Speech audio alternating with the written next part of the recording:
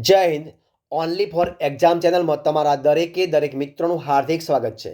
તો આજે આપણે વિડીયોમાં જોવાના છીએ 50 મહત્વપૂર્ણ જનરલ નોલેજના પ્રશ્નો ભાગ નંબર 13. એટલે કે મિત્રો મેં તમારા માટે સ્પેશિયલ 1500 પ્રશ્નોની એક સામાન્ય જ્ઞાન અને ગુજરાતી સાહિત્યના જે પ્રશ્નો છે એની એક પીડીએફ ફાઇલ બનાવી છે અને એમાંથી હું દરરોજ તમારી સમક્ષ 50 પ્રશ્નો મૂકવાનો પ્રયત્ન કરું છું. તો આ વિડીયોની અંદર તમને મળશે 50 મહત્વપૂર્ણ જનરલ નોલેજના પ્રશ્નો ભાગ નંબર 13 છે કે જે ગુજરાતની આવનારી કોઈ પણ સ્પર્ધાત્મક પરીક્ષામાં મિત્રો તમને ખૂબ જ મહત્વપૂર્ણ એટલે કે ઉપયોગી નીવડશે.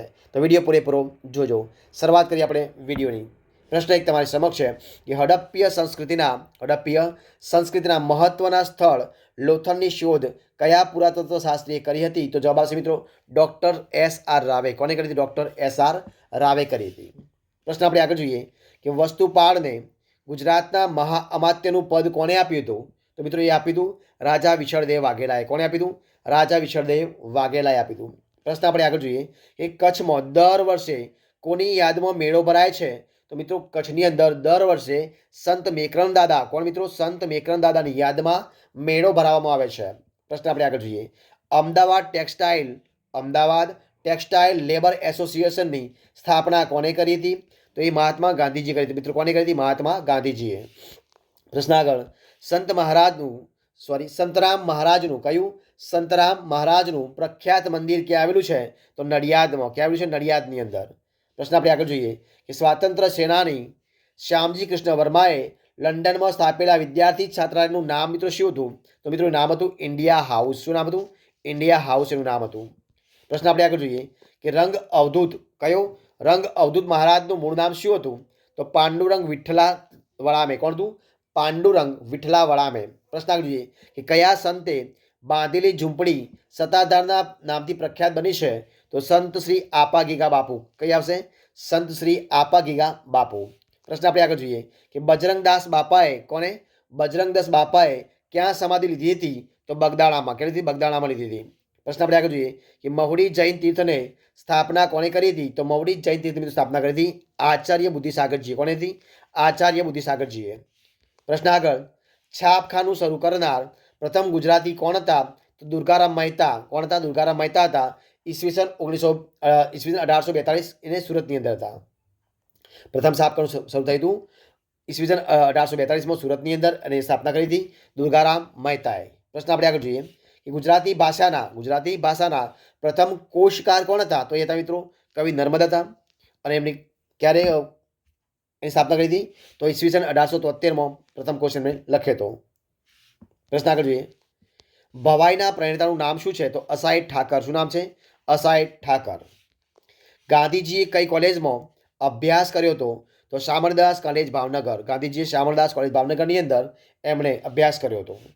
અમદાવાદમાં આવેલી અને સ્થાપત્ય કળાનો ઉત્તમ નમૂનો એવી જુમા મસ્જિદ મિત્રો કોને બનાવી છે? તો અહમદ શાહ બાદશાહે. કોને બનાવી છે? અહમદ શાહ બાદશાહે બનાવી છે. પોરબંદરમાં મહાત્મા ગાંધી કીર્તિ મંદિર કોને બનાવ્યું છે? તો નાનજી કાલિદાસ મહેતાએ. પોરબંદરમાં મહાત્મા ગાંધી જે કીર્તિ મંદિર છે એ કોને બનાવ્યું છે? તો નાનજી કાલિદાસ મહેતાએ બનાવ્યું છે. આત્મ ઓઢે અને અગન પછેડીના દિગ્દર્શક કોણ છે? આત્મ ઓઢે અને અગન પછેડીના દિગ્દર્શક કોણ છે? તો મિત્રો છે કાંતિ મડિયા. કોણ છે? કાંતિ મડિયા. કાંતિ મડિયાની નાટ્ય સંસ્થાનું નામ મિત્રો શું છે? તો કાંતિ મડિયાના નાટ્ય સંસ્થાનું નામ છે નાટ્ય સંપદા. શું નામ છે? નાટ્ય સંપદા. વિનોદિની નીલકંઠની કઈ વાર્તા પરથી 13 એવોર્ડ જીતનારી ફિલ્મ બની ગઈ છે? તો કાશીનો દીકરો. કઈ છે? કાશીનો દીકરો. સરસ્વતી ચંદ્ર શ્રેણી માટે ગીતો કોણે લખ્યા છે? તો તુષાર શુક્લએ. કોણે લખ્યા છે? તુષાર શુક્લએ. કચ્છનું નાનું રણ આગળ વધતું અટકે તે માટે કયા બંધની રચના કરવામાં આવી છે? તો સુરજબારી. કયો બંધ છે? સુરજબારી. પશ્ચિમ ગુજરાતના સૌથી વધુ જૂના ખડકો કયા સમયના છે? તો પ્રી કેમ્બ્રિયન. કયા છે? પ્રી કેમ્બ્રિયન. લાખો ફૂલાણી ફિલ્મના સંગીતકાર કોણ છે? ગૌરંગ વ્યાસ છે. કોણ છે? ગૌરંગ વ્યાસ. કયો ભૂસ્તરીય સમય આર્કિયન યુગનો એક ભાગ છે? તો ધારવાડ. કયો છે? ધારવાડ. ગુજરાતમાં કયા સમયના ખડકસ્તર ખનિજ સમુદ્ર છે? તો પ્રી કેમ્બ્રિયન. કયા છે? પ્રી કેમ્બ્રિયન. અલ્લાહ બંધની રચના કોને કરી? રચના ક્યારે થઈ હતી? તો અલ્લાહબંધની રચના થઈ હતી મિત્રો ઈસવીસન 1819ના ભૂકંપ પછી. ક્યારે? ઈસવીસન 1819ના ભૂકંપ પછી થઈ હતી અલ્લાહબંધની રચના. પ્રશ્ન આગળ, ગુજરાતમાં ગુજરાતમાં ભૂમિજળ સંશોધન કાર્ય ગુજરાતમાં ભૂમિજળ સંશોધન કાર્ય સર્વપ્રથમ કયા જિલ્લામાં શરૂ કરવામાં આવ્યું હતું? તો મહેસાણામાં. ક્યાં આગળ? મહેસાણામાં. ગુજરાતમાં સૌથી વધુ લાંબી આગ્નેય ખડક દિવાલ કયા સ્થળ નજીક આવેલી છે? તો સરદાર. કઈ છે? સરદાર.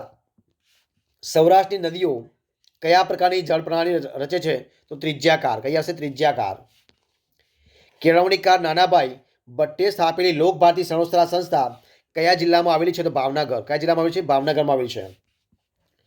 ગુજરાતમાં સૌથી વધુ લઘુ ઉદ્યોગ એકમો કયા જિલ્લામાં આવેલા છે? તો અમદાવાદની. મિત્રો ક્યાં આવે છે? અમદાવાદમાં.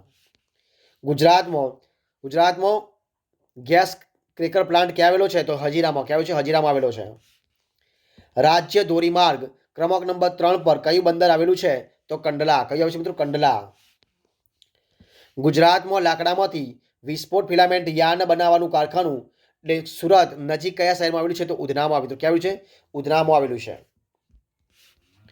ગુજરાતના બધા જ બંદરોને જોડવા અને દરિયાઈ વેપારને ઉત્તેજન આપવા કયો ધોરીમાર્ગ વિકસાવાયો છે? તો લખપતિ ઉમરગામ. કયો? લખપતિ ઉમરગામ 1776 કિલોમીટર લાંબો છે. ખરાદી કામના ઉદ્યોગ માટે ગુજરાતનું કયું નગર સુવિખ્યાત છે? તો સંખેડા. કયું છે? સંખેડા. નર્મદની કવિતાનો એક વિશિષ્ટ વિષય કયો હતો? તો વતન પ્રેમ. કયો હતો? વતન પ્રેમ. ગુજરાતી ભાષાની કઈ શૈલી માત્ર નાનાલાલ કવિ પૂરતી જ મર્યાદિત રહી હતી? તો ડોલન શૈલી. મિત્રો કઈ? ડોલન શૈલી. નર્મદે કઈ સાહિત્યિક સંસ્થાની સ્થાપના કરી હતી? તો બુદ્ધિવર્ધક સભા. કઈ છે? બુદ્ધિવર્ધક સભા. સરસ્વતીચંદ્રમાં આદર્શ રાજ્ય માટે કઈ યોજના સૂચવવામાં આવી છે?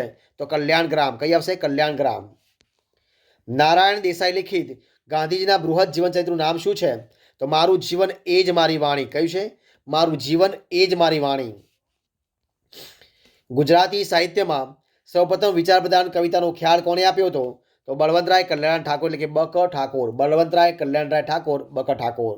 પ્રશ્ન આગળ, કુમાર ગાંધર્વ એવોર્ડ કયા રાજ્યની સરકાર આપે છે? તો ગુજરાત આપે છે. કોણ આપે? ગુજરાત આપે છે.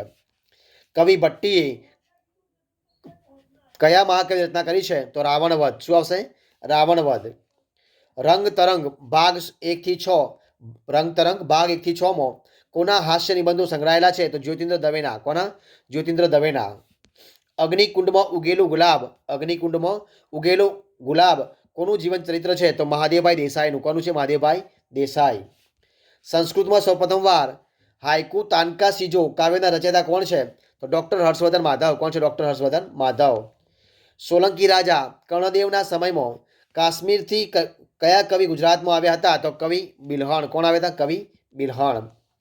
કચ્છના રણ વિસ્તારો કઈ ભૌગોલિક પ્રક્રિયાથી બન્યા છે? તો ખંડલીય છાજલી ઊંચકવાથી. કયા?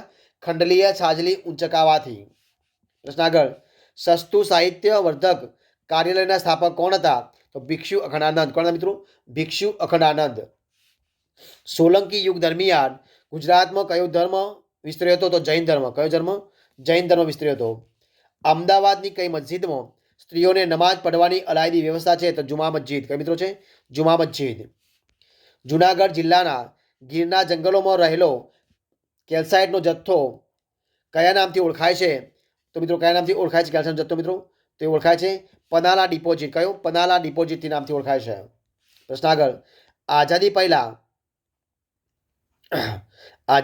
પહેલા કચ્છ રાજ્યના ચલણી સિક્કા કયા નામથી પ્રચલિત હતા? તો કોરી નામથી. કયા નામથી? કોરી નામથી પ્રચલિત હતા. કોરી.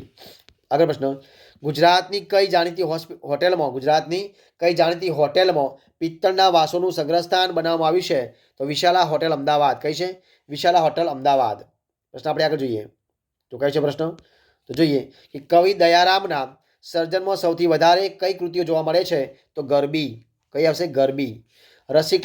રસિકલાલ પરેખનું સર્વિલક નાટક કયા સંસ્કૃત નાટકને આધારે રચાયું છે? તો મૃચ્છકટિકમ. કયું? મૃચ્છકટિકમ. નર્મદની કાવ્ય ભાવના પર કયા પશ્ચિમી સાહિત્યકારનો પ્રભાવ જોવા મળે છે? તો કવિ વર્ડસવર્થ. કયો આવશે? કવિ વર્ડસવર્થ.